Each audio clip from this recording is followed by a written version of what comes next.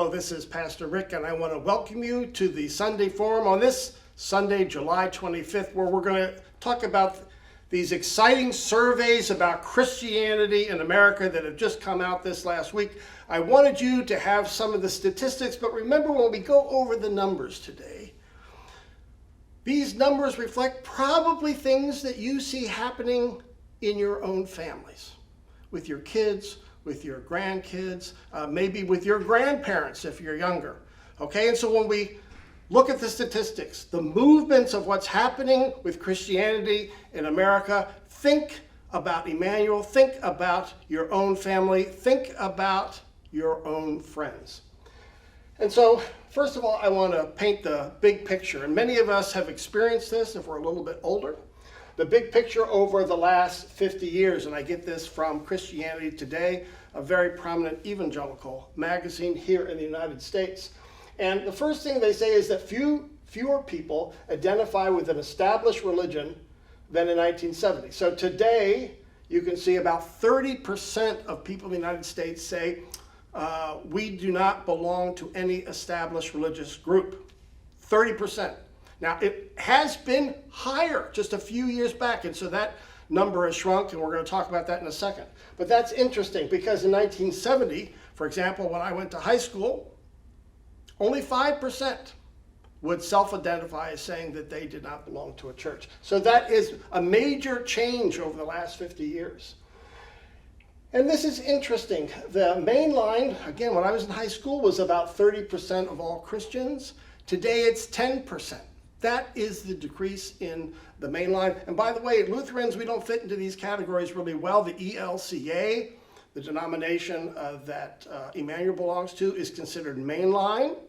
But really, and the Missouri Synod is designated as evangelical. And yet we're often quite closer. And so often, I think the denominations that emerge out of Germany, in particular Sweden, Norway, Denmark, are not as well reflected in these statistics. Nevertheless, we're considered the MAINLINE, 30% to 10%. Major decrease over the last 50 years, where evangelicals rose from 21% all the way to 35% just a few years ago, and now they're back down to 30%, which is significant. In other words, they're a very powerful force, and it's still a growing force in the United States. And here you see the nuns that grew from the 1970s from 5% to 30%. And so here we've got now today, even though this is quite interesting development, it appears, I just want to point this out, that this is a zero-sum game. So that when the MAINLINE numbers go down, the evangelical numbers go up, and when the nuns go up, the other two go down. It's always referring to the same people who are moving from category to category, which is interesting. I should say, though, that finally both evangelicals and MAINLINE Christians today are in decline. Just one faster than the other. Okay, here's this new survey that came out from the Public Religion Research Institute, and this has been talked about a lot in the papers as well as on the news. Here we've got interesting developments, what's been happening recently, interesting developments in the Christian church. One is that white Christian decline has slowed. It was going much faster, but Christians of color have increased dramatically. So white Christians down, Christians of color up in the United States. What's behind that? Interesting. Mainline Protestants now outnumber white evangelicals. That means white mainline Protestants now outnumber white evangelicals. That's dramatic, and that is the statistic that's often being talked about on TV today. Also, when it comes to diversity, New York State is one of the most diverse religiously, one of the diverse counties in the United States. And two of the least diverse religiously states are Mississippi and Alabama. All right, that doesn't surprise anyone. So what has changed? What are these surveys pointing to? And I think one is that white Christians are in decline. Now, that's one of the things that the survey points out, that less white people are participating in church than years ago. Today it's at 44% of the population.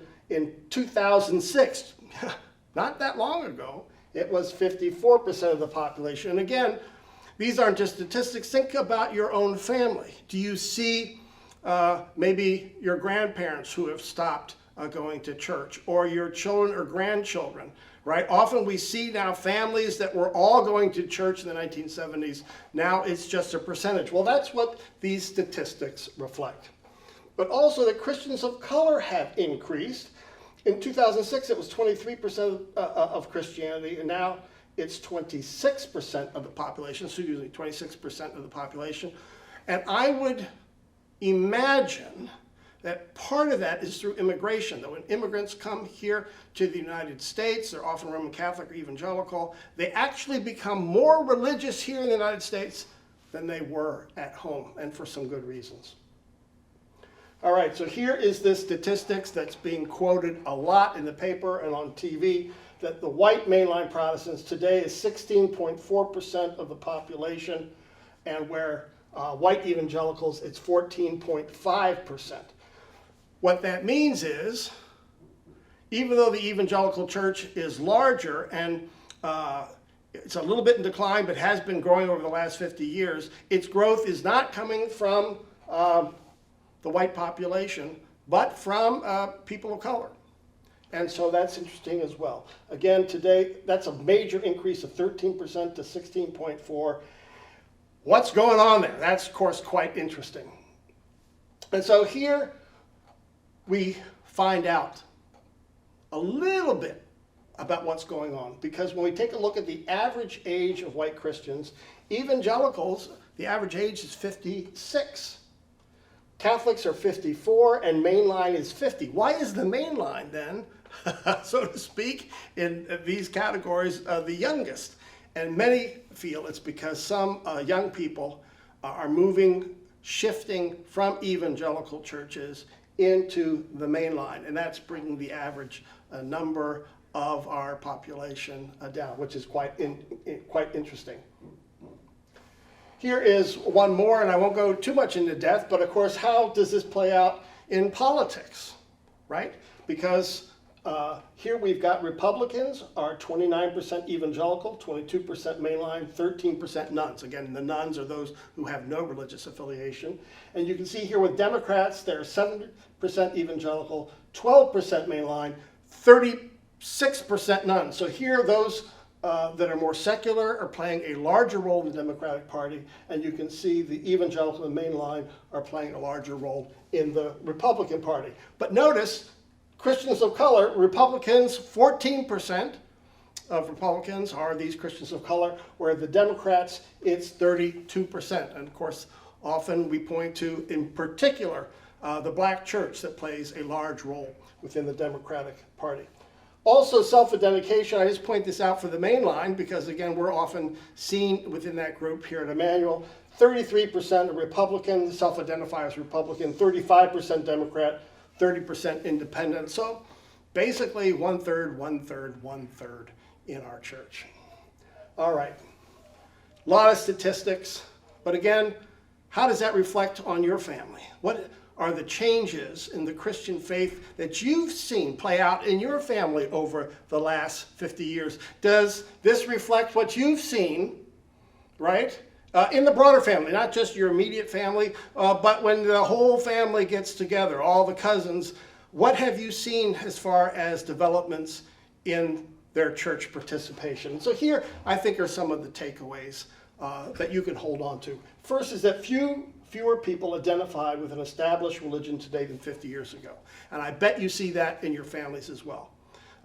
In the 1970s, even if you weren't a strong Christian, you still would self-identify and say, yes, I'm a Lutheran, I'm a Catholic, I'm a Baptist, even though maybe you didn't go to church very often. That is not true today. Secondly, religion in the U.S. seems to be a zero-sum game, that about the same amount of people go to church, but there's always this movement from mainline to evangelical, and now from evangelical to mainline. And of course, both of those are being affected by those who identify as nuns. Again, the secularists, agnostics, or those who do not. They may be spiritual, right? Often they say they pray, they believe in God, but they do not participate in organized religion. Again, are your kids like that? Are your grandkids like that? Are your cousins reflect that sort of approach to the church? Evangelicals still outnumber the mainline 3-1, so they have really grown large and are a dominant force in religion and Christianity in the United States. But shifts are happening, and especially these surveys point to young people moving from evangelical churches into the main line, and everybody's wondering why. Why is that happening? But then we have the growth of the nuns. Even though that shrunk a couple percentage points over the last couple of years, it's still a much larger group than 50 years ago. And the Christians of color have increased by 3 percentage points over the last few years in the United States. All fascinating developments, and I bet they're developments that you see not only in your family, but we see them here in Emmanuel. As we watch our various communities grow, the Alive service, ECC out at the park, I think some of these statistics reflect what we're seeing right here in South Florida at Emmanuel. And so I hope that these statistics were interesting and help you follow some of the dynamics happening, not just in the United States, but in your home as well. Thanks for joining us for the Sunday Forum. Bye-bye now.